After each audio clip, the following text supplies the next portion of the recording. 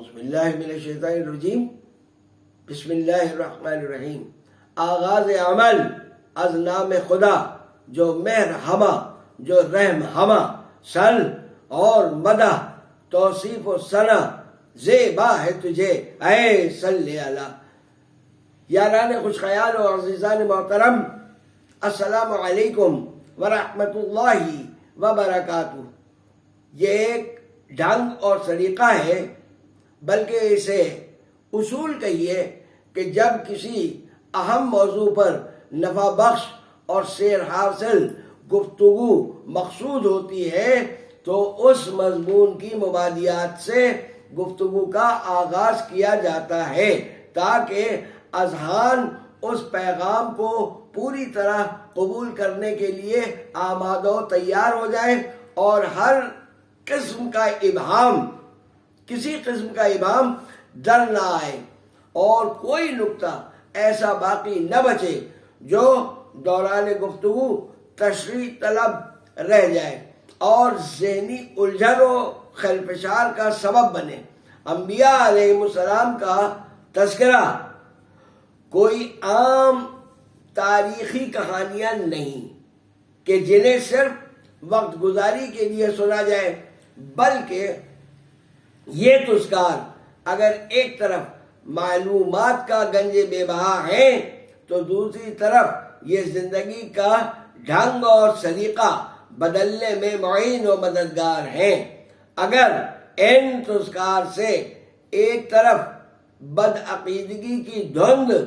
چھٹے گی تو دوسری طرف ہمارے عقیدوں کے لیے مضبوط بنیاد فراہم ہو سکے گی۔ اسی لیے انبیاء علیہ السلام کے تذکرے کی براہ راست ابتدا کرنے کی بجائے ہم مناسب خیال کرتے ہیں کہ اس موضوع سے متعلق چند بنیادی اور اہم نکات پر مختصر گفتگو بھی کر لی جائے تاکہ کسی قسم کی الجھن کا احتمال باقی نہ رہے۔ امید ہے کہ ہماری یہ رائے پسند فرمائی جائے گی، جبکہ ہماری یہ کوشش انشاءاللہ نتیجہ خیز بھی ثابت ہوگی۔ اب ہم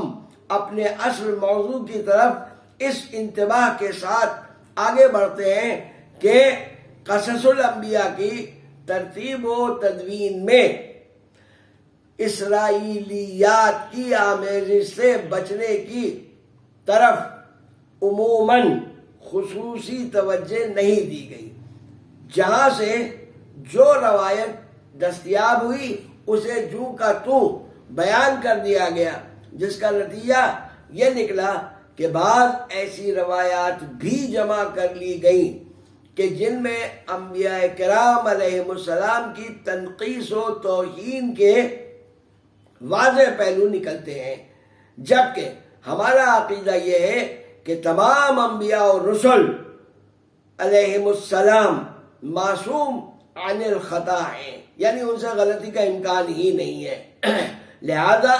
بحیثیت مسلمان ہماری ذمہ داری ہے کہ ہم عقیدہ عصمت انبیاء کی میزان پر ہر روایت کو تول لیں اور اس عقیدے کی کسوٹی پر اچھی طرح پرکھ لیں، اور جو واقعہ اس معیار پر پورا نہ اترے اسے بلا جھجک رد کر دیں اور انبیاء علیہ السلام کی عصمت کی حفاظت میں ہمیشہ کمر بستہ و مستعد رہیں۔ یہ کسی روایت کے بیان نہ کرنے سے توہین انبیاء لازم نہ آئے گی، لیکن غلط بلکہ غلیظ اسرائیلی روایات کے بیان کر دینے سے انبیاء علیہ السلام کی توہین لازم ضرور آئے گی، جس کی نحوست کے سبب ایمان چلا جائے گا، معاذ اللہ۔ اللہ کریم ہمیں اس نقصان عظیم سے بچائے رکھے، آمین ثم آمین۔ انبیاء علیہ السلام کا تذکرہ چھڑتے ہی ایک سوال جو ہمارے دماغ میں ابھرتا ہے وہ یہ ہے کہ نبیوں کی تعداد تو لاکھوں میں ہے اور سب پر ایمان لانا فرض بھی ہے، تو پھر ہمیں ان کی صحیح تعداد کا علم ہونا چاہیے اور اس تعداد کے بارے میں ہمارا عقیدہ کیا ہونا چاہیے، یہ کہ کیا ہمارے پیارے نبی صلی اللہ تعالی علیہ وآلہ وسلم کو انبیاء کی درست تعداد کا یقینی علم تھا۔ تو اس سوال کا جواب یہ ہے کہ انسان پر ایک لمحہ بھی جہل اور جہالت کا نہیں گزرا۔ اللہ نے ہر دور میں اور ہر گروہ انسانی کی ہدایت کے لیے انبیاء و رسل مبعوث فرمائے، اور کوئی قوم کبھی ہدایت سے تہی دامن نہیں رہی اور نہ علم و عرفان سے اللہ نے اسے کبھی خالی رکھا۔ انبیاء کی تعداد کے بارے میں ایک مشہور و مروج روایت یہ ہے کہ یہ تعداد 1,24,000 ہے، جبکہ ایک دوسری روایت میں یہ تعداد 2,24,000 بتائی گئی ہے، جبکہ ایک اور روایت 1,82,000 کی بھی ہے۔ لہذا ہمارا درست ترین عقیدہ یہ ہونا چاہیے کہ تمام انبیاء کرام اللہ کی طرف سے مبعوث کیے گئے، اس لیے وہ سب برحق ہیں اور ان سب کی نبوت و رسالت پر ہمارا یکساں اور پختہ ایمان ہے، اور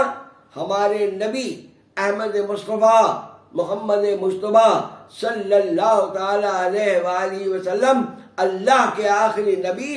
اور رسول ہیں۔ آپ کی نبوت و رسالت پر اللہ نے نبوت و رسالت کا دروازہ قیامت تک کے لیے بند کر دیا۔ اب جو کوئی نبوت کا دعویٰ کرے وہ جھوٹا ہے، اور اس پر ایمان لانے والا ہر شخص کافر ہے۔ انبیاء کی تعداد چونکہ اللہ اور اس کے رسول صلی اللہ تعالی علیہ وآلہ وسلم نے ارشاد نہیں فرمائی، لہذا ہمیں یوں کہنا چاہیے کہ کم و بیش انبیاء اور رسل، کم و بیش کہہ دینے سے ہم کسی برحق نبی کے منکر نہیں ہوں گے، اور نہ کسی غیر نبی کی جھوٹی نبوت پر ہمارا ایمان عند اللہ شمار ہوگا۔ بے شک انبیاء علیہ السلام کی صحیح تعداد میں روایات مختلف ہیں، اور ہمیں بحیثیت امتی ان کی تعداد کا پختہ علم نہیں، لیکن اس سے یہ غلط گمان نہ کرنا چاہیے کہ حضور نبی کریم صلی اللہ تعالی علیہ وآلہ وسلم بھی ہماری طرح انبیاء کرام کی صحیح تعداد کا علم نہیں رکھتے تھے، معاذ اللہ۔ اگر آپ نے تمام انبیاء کرام علیہ السلام کے حالات بیان نہ فرمائے تو اس سے یہ فیصلہ کر لینا درست نہیں کہ آپ ان سب سے واقف ہی نہیں تھے۔ معراج کی شب تمام انبیاء اور رسل حاضر دربار رسالت تھے، اور سب کی امامت آپ نے فرمائی، تو فردن سب سے معانقہ و مصافحہ بھی فرمایا ہوگا۔ پس آپ صلی اللہ تعالی علیہ وآلہ وسلم کو سب کی شناخت بھی ہے اور صحیح تعداد کا علم بھی، مگر کوئی ضروری نہیں کہ جس امر پر اللہ نے آپ کو آگاہ کیا ہو وہ سب باتیں امت کے ہر فرد کو بھی بتلائی جائیں۔ آپ تو شہر علم آ گئی ہیں،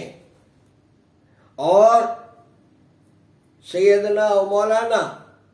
حضرت علی مرتضیٰ کرم اللہ تعالی وجہ الکریم اس شہر علم کا دروازہ ہیں۔ بے شک حضور نبی مکرم رؤوف الرحیم صلی اللہ تعالی علیہ وآلہ وسلم نے اس وقت تک اس جہاں سے پردہ نہ فرمایا جب تک آپ کو دنیا و آخرت کے تمام پوشیدہ علوم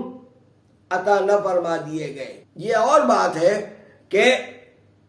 ان میں سے بعض امور کو مصلحتاً اللہ نے مخفی رکھنے کا حکم دیا، اور ایسے ہی معاملات میں ایک معاملہ تعین تعداد انبیاء کا بھی ہے۔ اگر کوئی یہ اعتراض کرے کہ بھلا ہم سے یہ تعداد مخفی کیوں رکھی گئی، تو اس کا سیدھا سا جواب تو یہ ہو سکتا ہے کہ بھئی یہ اللہ کی مصلحت ہے، لیکن ایک سادی سی بات جو سمجھ میں آتی ہے وہ یہ ہے کہ اس طرح بندے ہمیشہ حالت امتحان میں رہیں گے کہ کون ہمارے سچے نبی کی تکذیب کرتا ہے، جیسا کہ یہود نے سیدنا عیسیٰ علی نبینا علیہ السلام کی تکذیب کی، اور اللہ ہی جانتا ہے کہ کتنے برحق انبیاء کو ان کی اقوام نے نہ صرف یہ کہ جھٹلایا بلکہ انہیں ظلماً شہید بھی کیا۔ اور اس طرح اللہ یہ بھی دیکھنا چاہتا ہے کہ کون کون جھوٹے اور جعلی دعوے داران نبوت پر ایمان لاتا ہے، مسیلمہ کذاب سے مرزا غلام احمد قادیانی تک جو دروغ باف نبوت ہے۔ یہ امتحان گاہ سجی ہوئی ہے۔ اللہ تعالی ہم میں سے ہر مسلم و مومن کی حفاظت فرمائے اور ہمارے ایمان کو اپنی پناہ میں شیطان مردود کے شر سے محفوظ رکھے، آمین ثم آمین۔ اور یہ بات طے شدہ ہے کہ دیتے ہیں وعدہ ظرف قدح خار دیکھ کر۔ حضور صلی اللہ تعالی علیہ وآلہ وسلم نے قیامت تک 30 جھوٹے نبیوں کا ذکر فرمایا ہے۔ اللہ ان سب کی تکذیب کی توفیق و طاقت ہر مومن و مسلم کو عطا فرمائے، آمین۔ دوسرا سوال یہ بھی کیا جا سکتا ہے کہ قرآن کریم میں مذکور انبیاء کی تعداد کیا ہے اور ان کے اسماء گرامی کیا ہے؟ تو اس کا جواب یہ ہے کہ قرآن مجید فرقان حمید میں جن انبیاء کے اسماء گرامی بیان ہوئے ہیں ان کی تعداد صرف 25 ہے، اور وہ اسماء گرامی ہم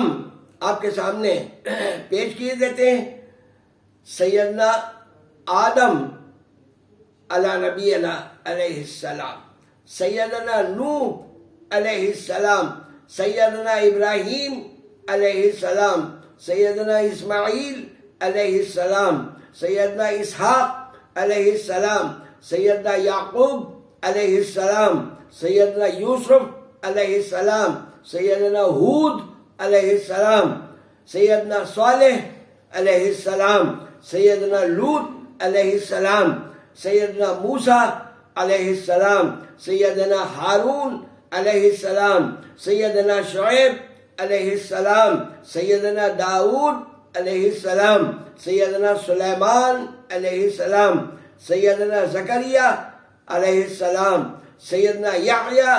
علیہ السلام، سیدنا الیاس علیہ السلام، سیدنا الیسع علیہ السلام، سیدنا ادریس علیہ السلام، سیدنا ذوالکفل علیہ السلام، سیدنا یونس علیہ السلام، سیدنا ایوب علیہ السلام، سیدنا عیسیٰ روح اللہ علیہ السلام، اور 25ویں ہمارے آقا و مولا حضور نبی کریم محمد مصطفیٰ احمد مصطفیٰ